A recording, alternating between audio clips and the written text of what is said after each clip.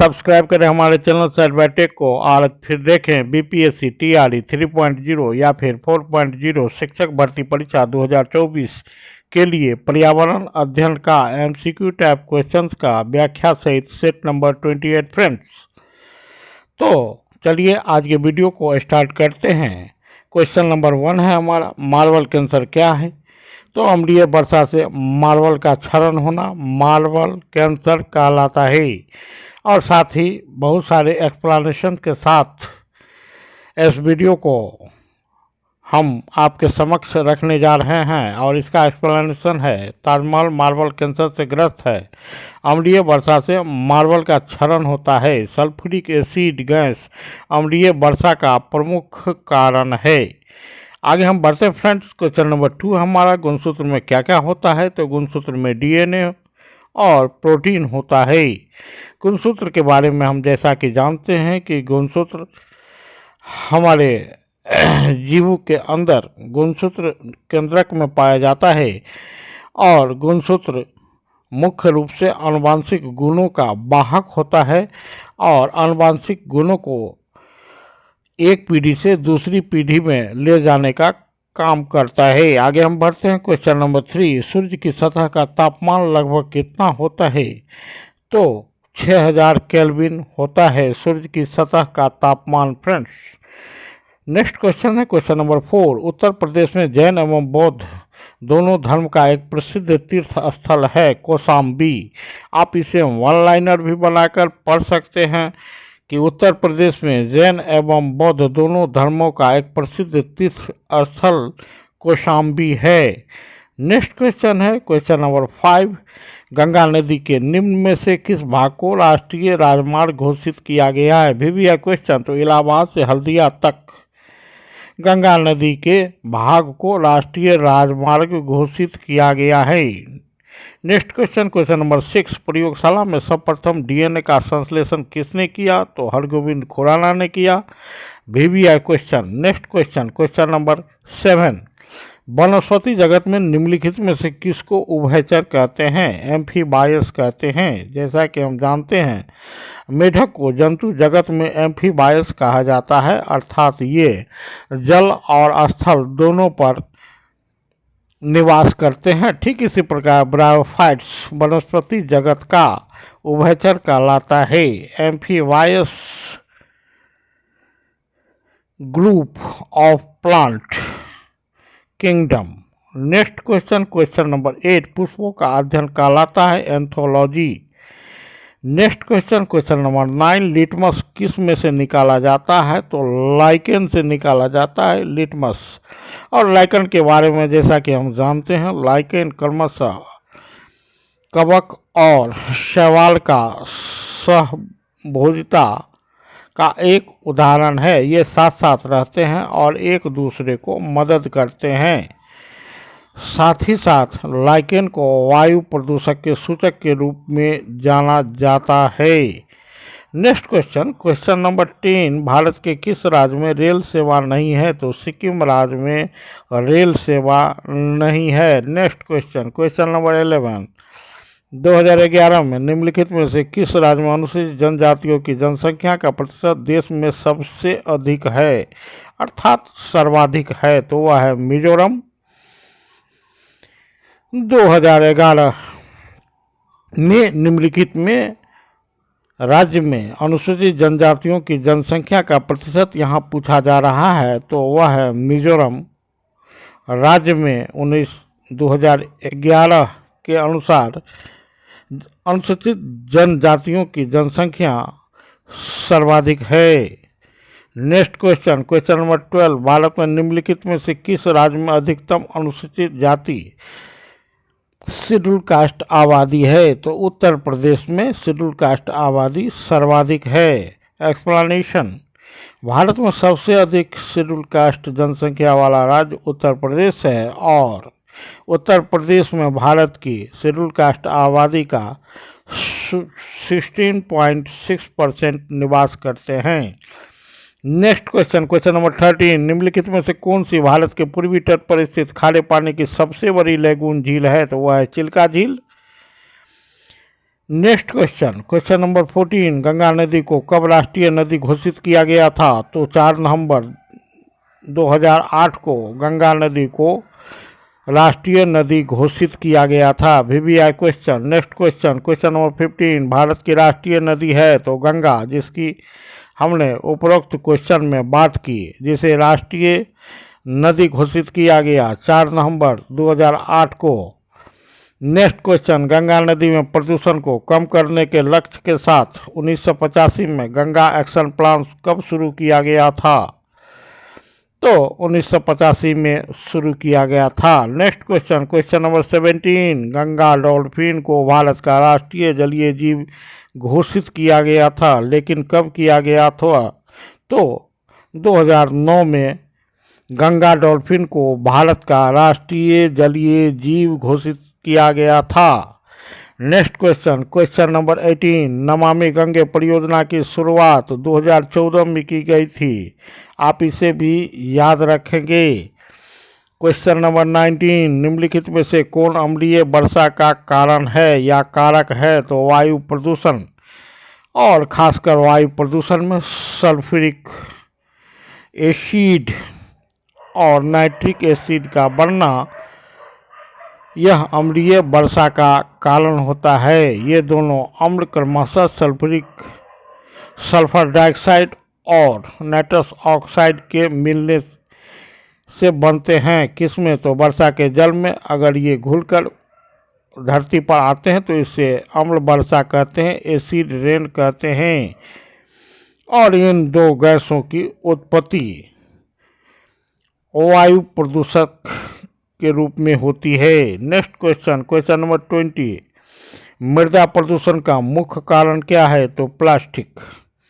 और जैसा कि आप जानते हैं कि प्लास्टिक मुख्य रूप से जैव निम्नीकरणीय पदार्थ हैं, जिसका किसी भी जैविक कारक के द्वारा विघटन नहीं होता और ये वर्षों तक मृदा में उसी रूप में बने रहते हैं। Next question, question number 21, ozone अपक्षय क्या है? तो ओजोन स्तर का पतला होना ओजोन अपक्षय है, डिप्लीटेशन ऑफ द ओजोन। ओजोन के बारे में जानते हैं कि यह समताप मंडल में पाई जाती है। दूसरी बात, ओजोन के बारे में हम जानते हैं कि ओजोन सूर्य से उत्सर्जित हानिकारक पराबैंगनिक किरणों को अवशोषित करती है और धरती पर फसल और जीवों को उसके हानिकारक प्रभाव से बचाती है। नेक्स्ट क्वेश्चन, क्वेश्चन नंबर 22, परासर्व आवृत्ति की ध्वनि तरंगे कौन सी हैं? तो 20,000 हर्ट्ज से अधिक की ध्वनि परासर्व आवृत्ति की ध्वनि तरंगे हैं। Next question, question number 23, Bharat के पूर्वी तट पर स्थित है। तो पत्तन, भारत के पूर्वी तट पर स्थित पत्तन है हल्दिया और कोच्चि। आगे हम बढ़ते हैं। क्वेश्चन नंबर 24, भारत की सबसे बड़ी मीठे पानी की झील है वुलर झील। VVI क्वेश्चन, भारत की झीलों के बारे में हम देखें तो वुलर झील भारत की सबसे बड़ी मीठे पानी की झील है और जम्मू कश्मीर में स्थित है। आपको यह भी पूछा जाता है कि जम्मू कश्मीर में भारत की जो झील है वह कौन सी झील है? तो वुलर झील है। आप इसे याद रखेंगे। बिल्कुल ही सटीक उत्तर के साथ आपके सामने यह वीडियो लाया गया है। वुलर झील। और नेक्स्ट है चिल्का झील। यह भारत एशिया की सबसे बड़ी खारे पानी की झील है और ओडिशा में स्थित है। साथ ही साथ चिल्का झील एशिया की भी सबसे बड़ी खारे पानी की झील है। आप इसे भी याद रखेंगे। वेम्बनाड झील की बात करें तो यह भारत की सबसे लंबी झील है और केरल में स्थित है। सांभर झील भारत की सबसे बड़ी अंतर्देशीय नमक झील है और राजस्थान में स्थित है। साथ ही आप सामर झील के बारे में यह भी याद रखेंगे राजहंस सहित प्रवासी पक्षियों के लिए एक महत्वपूर्ण शीतकालीन प्रवास क्षेत्र है और इसे रामसल स्थल के रूप में मान्यता प्राप्त है। सामर झील अपने नमक उत्पादन के लिए भी जानी जाती है और झील के आसपास नमक के ढेर देखे जा सकते हैं।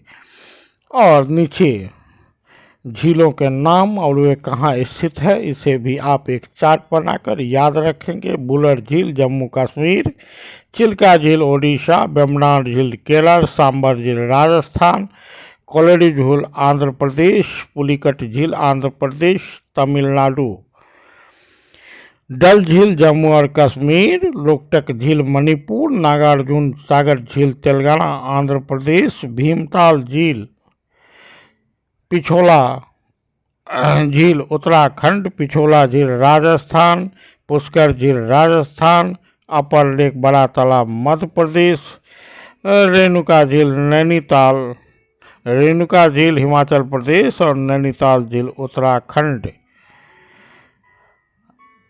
Next question, question number 25, Bharat की सबसे बड़ी खारे पानी की झील है तो वह है चिल्का झील।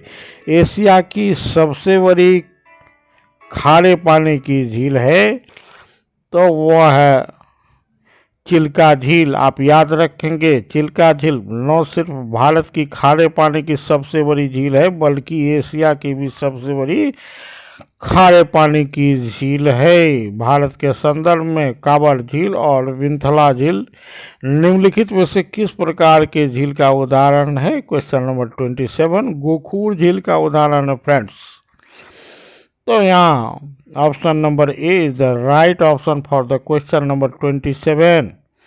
क्वेश्चन नंबर 28 है हमारा, केरल में किस झील को झीलों की रानी के रूप में जाना जाता है? तो केरल में अष्टमुडी झील को झीलों की रानी के रूप में जाना जाता है। आप इसे याद रखेंगे और इसे अंडरलाइन कर लेंगे। Next question, question number 29, ozone परत को अवशोषित करती है तो जीवों के लिए बहुत हानिकारक है तो वह है पराबैंगनी किरणों को ओजोन परत अवशोषित करती है जो सप्ताप मंडल में पाई जाती है। नेक्स्ट क्वेश्चन, क्वेश्चन नंबर 30, निम्नलिखित में से किस मानसून के कारण भारत में अधिकांश वर्षा होती है? तो दक्षिण पश्चिमी मानसून के कारण भारत में अत्यधिक वर्षा होती है या अधिकांश वर्षा होती है। आप इसे भी याद रखेंगे। VBI question. Next question, question number 31, great barrier reef Australia देश के तट पर स्थित है फ्रेंड्स। क्वेश्चन नंबर 32, मृदा द्वारा जल के अवशोषण से संबंधित सिद्धांत किसका क्रिया है? कैपिलरी एक्शन है। क्वेश्चन नंबर 33, किसके कारण मृदा से जल मूल रूप में प्रवेश करता है? तो परासरण के कारण, ऑस्मोसिस के कारण मृदा से जल मूल रूप में प्रवेश करता है।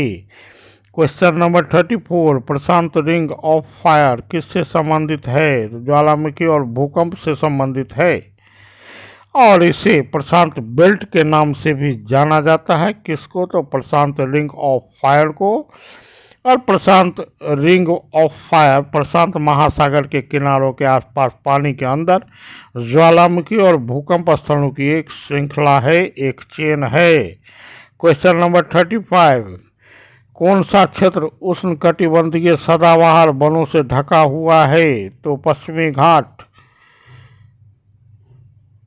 उष्णकटिबंधीय सदाबहार वनों से ढका हुआ क्षेत्र है। Next question, question number 36, Bharat में उष्णकटिबंधीय सदाबहार वन पाए जाते हैं तो केरल, अरुणाचल प्रदेश, उपर्युक्त में से एक से अधिक। यहाँ राइट ऑप्शन हो जाएगा फ्रेंड्स। नेक्स्ट क्वेश्चन, कहाँ उष्णकटिबंधीय सदाबहार पहाड़ पाए जाते हैं? तो नीलगिरी पहाड़ियों में। नेक्स्ट क्वेश्चन, क्वेश्चन नंबर 38, मूंगे की चट्टानों के संरक्षण के लिए भारत सरकार ने निम्नलिखित में से किसी समुद्री पार्क घोषित किया है? तो कच्छ की साड़ी को कच्छ की खाड़ी को मूंगे की चट्टानों के संरक्षण के लिए भारत सरकार ने समुद्री पार्क घोषित किया गया है। इस मोड में अगर आप वन लाइनर क्वेश्चन बनाते हैं तो याद करने में सुविधा भी होगी, साथ ही साथ एमसीक्यू टाइप क्वेश्चन से सटीक वन लाइनर आंसर को देने में भी आपको काफ़ी आसानी होगी।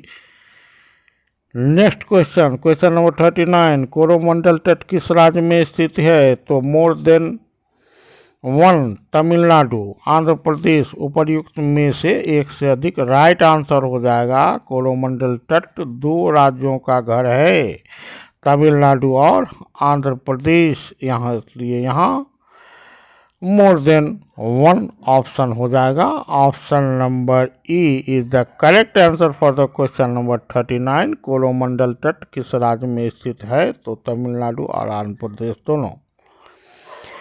Next question, question number 14, Bharat में कोंकण तट और कोरोमंडल तट कहाँ स्थित है? तो क्रमशः पश्चिमी और पूर्वी घाटों के साथ। VBI question. क्वेश्चन नंबर 41, आपदा पूर्व प्रबंधन के अंतर्गत निम्नलिखित में से किसे सम्मिलित नहीं किया जाता? तो बचाव एवं राहत कार्य। यह आपदा घटित होने के बाद किया गया प्रयास होता है, बचाव एवं राहत कार्य। Next question, question number 42, filaria रोग का वाहक है क्यूलेक्स मच्छर। यहाँ कंफ्यूज नहीं होना है, क्यूलेक्स मच्छर फलेरिया रोग का वाहक है और खासकर मादा क्यूलेक्स मच्छर। जबकि मलेरिया रोग की बात करें तो वहाँ मादा एनोफिलीज मच्छर का नाम आता है। Option number is correct answer for the question number 42।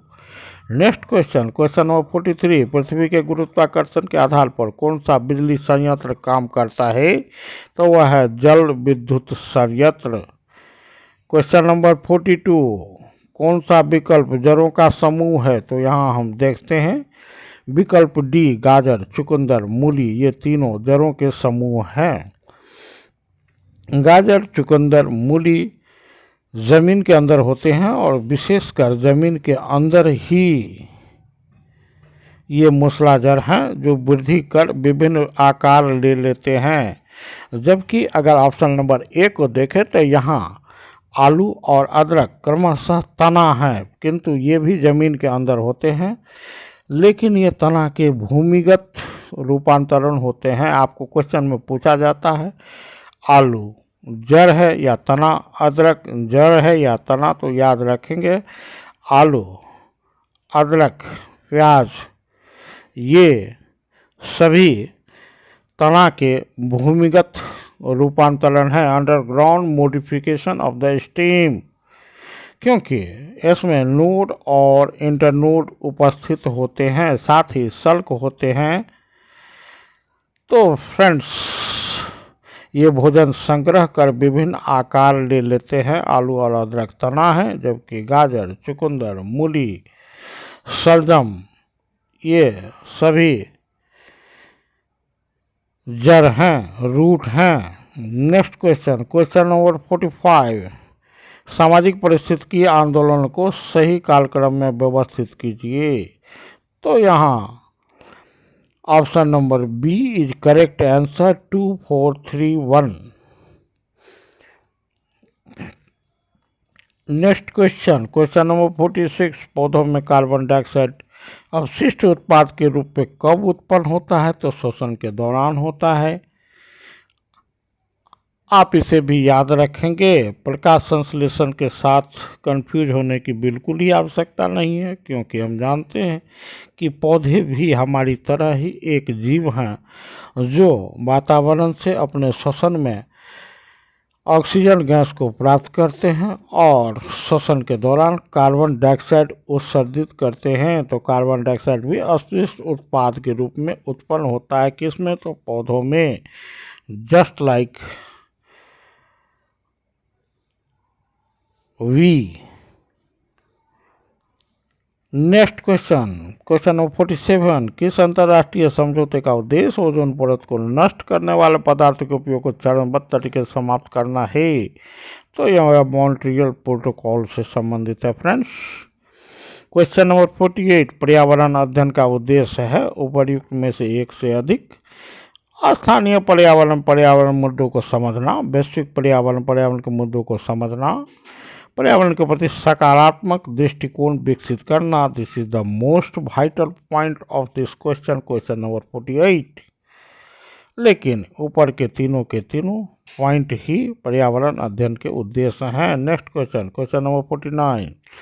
जलवायु परिवर्तन संबंधी संयुक्त राष्ट्र फ्रेमवर्क कन्वेंशन निम्नलिखित में से किसका परिणाम था? तो पृथ्वी शिखर सम्मेलन का अर्थ समिट का प्लान था। Question number 51। पर्यावरण संबंधित विज्ञान की शाखा को कहा जाता है पारिस्थितिकी, ecology. Question next, question number 51। निम्नलिखित में से कौन सा राष्ट्रीय उद्यान यूनेस्को की विश्व धरोहर स्थल में शामिल नहीं है फ्रेंड्स? तो यह है कान्हा राष्ट्रीय उद्यान। और एक्सप्लेनेशन बिल्कुल ही स्पष्ट है कि जनवरी 2024 तक भारत में वर्तमान में 42 विश्व धरोहर स्थल हैं, जिसमें ताजमहल जैसे सांस्कृतिक स्थल भी शामिल हैं। भारत में काजीरंगा, केवलादेव, सुंदरवन राष्ट्रीय उद्यान, मानस, नंदा देवी, पश्चिमी घाट और ग्रेट हिमालयन के विश्व धरोहर स्थलों में शामिल हैं। हालांकि कान्हा राष्ट्रीय उद्यान बारहसिंगा और बंगाल बाघों के लिए प्रसिद्ध है, लेकिन इसे यूनेस्को की विश्व धरोहर का दर्जा प्राप्त नहीं है। VVI point. और इसी के साथ आज के वीडियो को हम समाप्त करना चाहेंगे और चलिए विदा लेते हैं। Thanks for watching. Good night.